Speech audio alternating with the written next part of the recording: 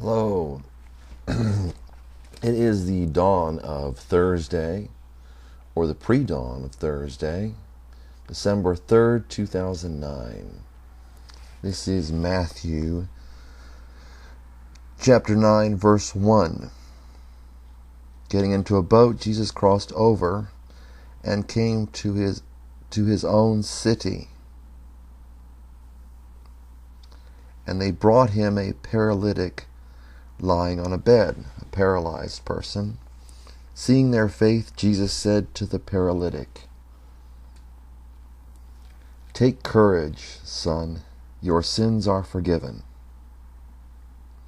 And some of the scribes said to themselves, "This one blasphemes."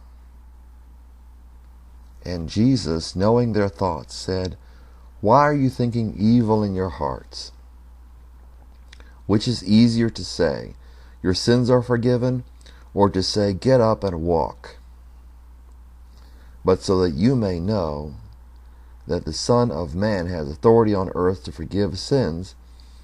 Then he said to the paralyzed man, "Get up, pick up your bed, and go home."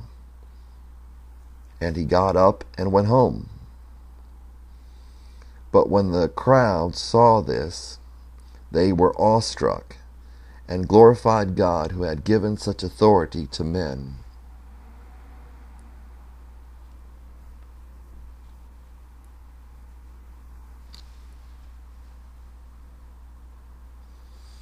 So once again, you got the implication. It is a dangerous parallel for certain people, but some people understand the parallel. But you got Jesus, who in the last video on Matthew was crossing from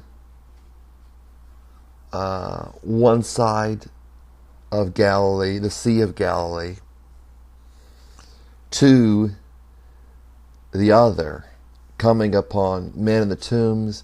And it's got the whole thing. It's got death. They were crossing the Sea of Galilee. The water starts coming up over the boat. He just gets over there. He finds a man among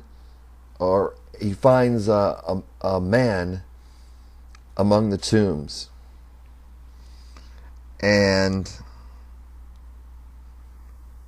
the demons with him. And, again, it's talking about death. So it's connecting the Sea of Galilee to death. And some people know the association. Some people, once again, I will say that those of you who know what I'm talking about, that some people take it too far. And of course, that's not something you learn in Bible school. But some people take the association too far. Correlating the Bible is correct.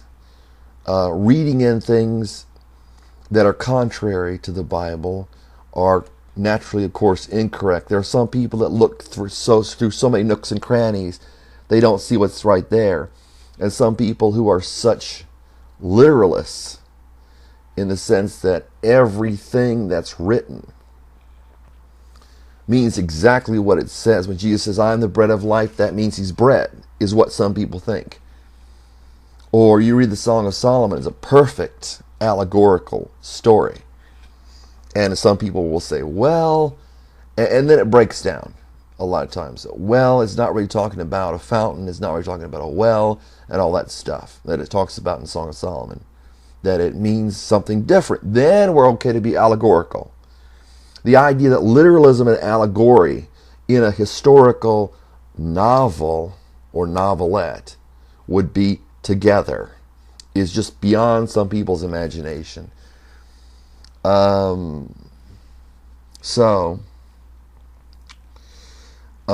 He goes over, and the man's among the tombs. He casts out the legion of demons. In another place, Jesus asks, "What is your name?" He says, "Legion, for we are many." It does not say that in Matthew that I'm seeing. I believe that's not in Matthew. But he says, "What is your name?" and all that stuff. And then from the tombs, then the pigs. It shows what kind of people drowned themselves. And you can take it allegorically, you can take it literally. I think it works both ways. That the demon-possessed pigs go and jump into the lake and drown themselves, or jump into the sea and drown themselves. What is it here?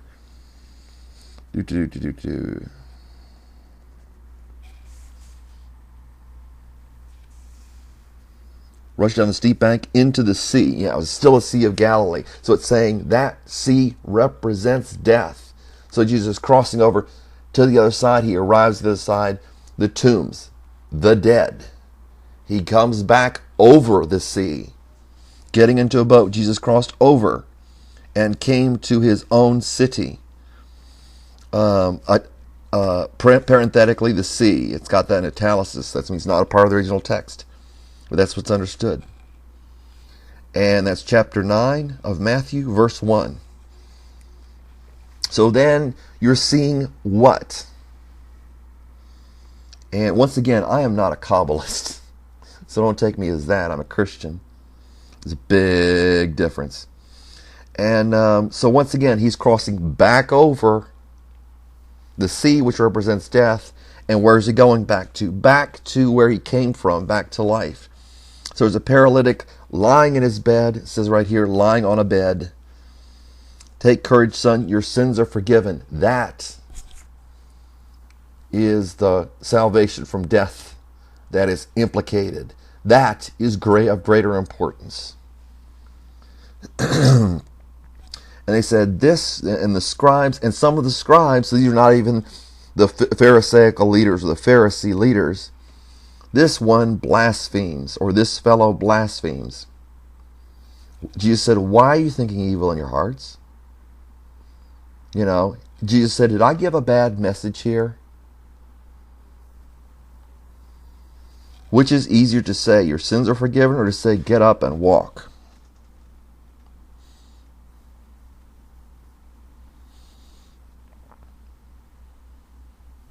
And there's some thoughts on that too. Basically, get up and walk is easier to say as long as there's no evidence. So Jesus performs a miracle and they say, that's Satan. That's the same thing people say about me. Oh, that's Satan, Mark. Or whatever they want to call it. These people grope for words. They grope for lies. These people on the internet.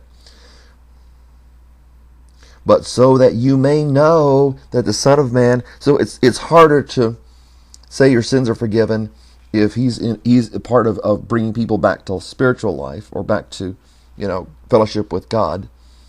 You may know that the Son of Man has authority on earth to forgive sins. Then he said to the paralytic, get up, pick up your bed, and go home. And he got up and went home. So he's returning back home. So they say, so it says, the crowd saw this, they were awestruck and glorified God, because God had given this authority to a man. So, in another version, I think could be Mark, could be Luke. I'm guessing it's Mark, the book of Mark. The whole thing was, they were angry with him and all this stuff because of their, and he was angry with them because of their attitude. God bless.